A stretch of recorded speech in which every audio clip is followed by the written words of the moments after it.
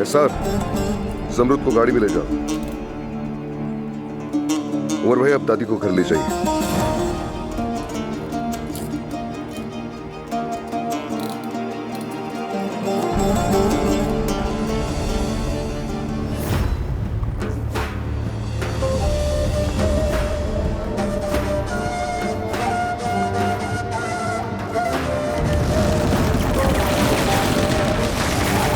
भाइयों, मोहतात रहो, चुप जाओ।